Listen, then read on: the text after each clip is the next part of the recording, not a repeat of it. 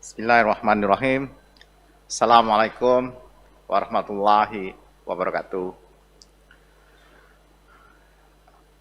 Rekan-rekan wartawan yang saya hormati, tadi baru saja dipimpin langsung oleh Bapak Presiden dan dihadiri oleh Wakil Presiden dan beberapa menteri, oleh dua Menko Perekonomian dan juga Menko Pemberdayaan Sumber Daya Manusia, dan topik yang dibahas tadi adalah terkait dengan reformasi perlindungan sistem perlindungan sosial. Di reformasi sistem perlindungan sosial yang akan kita segera laksanakan dalam waktu yang dekat ini. Time frame-nya sudah dibuat oleh Bappenas sampai dengan tahun 2024. Pelajaran yang berharga yang kita peroleh dari peristiwa pandemi yang kita alami hari ini, salah satunya adalah yang terkait dengan bagaimana kita bisa membantu masyarakat melalui program-program bantuan sosial yang selama ini sudah dilakukan oleh pemerintah. Kita menyadari bahwa memang ada hal yang perlu diperbaiki dalam hal data ketepatan dari orang yang berhak dan orang-orang yang tidak berhak. Jadi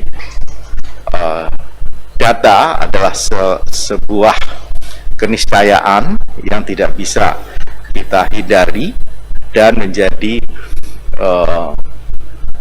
faktor terpenting di dalam melaksanakan perlindungan sosial melalui program-program bantuan sosial.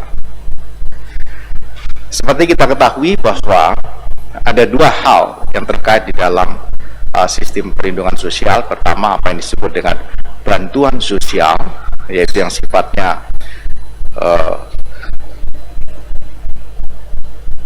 pemberian oleh pemerintah kepada masyarakat atau warga negara tertentu dengan persyaratan tertentu tanpa mereka harus membayar iuran.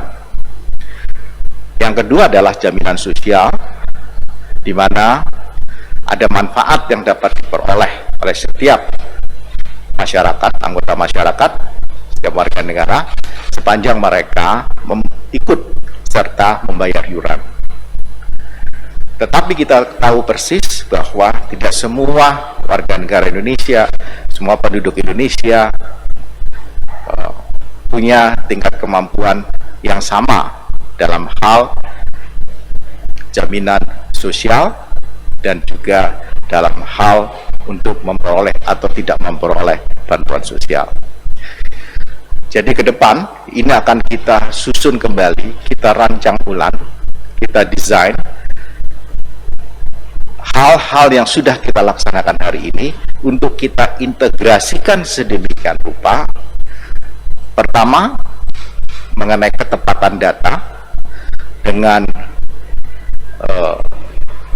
digital base, sehingga penyampaiannya itu tingkat akurasinya tinggi. Kemudian yang kedua, kita akan membuat sedemikian rupa beberapa program-program bantuan sosial itu yang selama ini banyak atau berada di berbagai kementerian dan lembaga, akan kita coba susun kembali agar menjadi efektif dan bisa kita satu padukan, kita kumpulkan untuk hanya beberapa program strategis dalam rangka bantuan sosial. Jadi bantuan-bantuan sosial itu supaya efektif, bagaimana caranya program-program yang tersedia di berbagai kementerian dan lembaga itu kita uji kembali mengenai kesahihannya sampai tingkat seperti apa. Jadi Bappenas ditugaskan oleh Bapak Presiden untuk menyusun ulang sistem perlindungan sosial itu. Yang pertama, sekali lagi seperti saya sampaikan tadi, adalah terkait dengan database. Kemudian database itu dimaksudkan adalah untuk efektivitas dari penyaluran bantuan sosial dan juga penyaluran dari jaminan sosial. Kita tahu bahwa selain bantuan sosial, pemerintah juga menyediakan bantuan iuran. Kemudian masyarakat yang menerima sebagai penerima bantuan iuran itu adalah kelompok-kelompok yang memang rentan dan terklasifikasi miskin atau sangat miskin. Apa tujuan dari sistem perlindungan sosial ini? Tujuannya adalah untuk menurunkan tingkat kemiskinan.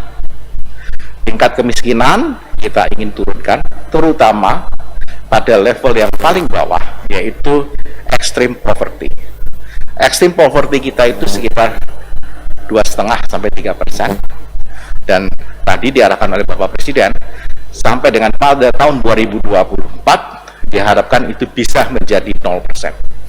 Bagaimana caranya? Yaitu dengan memfokuskan program-program bantuan sosial sedemikian rupa dengan sasaran-sasaran kelompok-kelompok sasaran yang masuk dalam basket dalam kelompok rentan dan miskin kronis, sehingga dengan demikian penurunan kemiskinan akan kita bisa capai. Saya kira itu yang ingin saya sampaikan. Terima kasih. Assalamualaikum warahmatullahi wabarakatuh.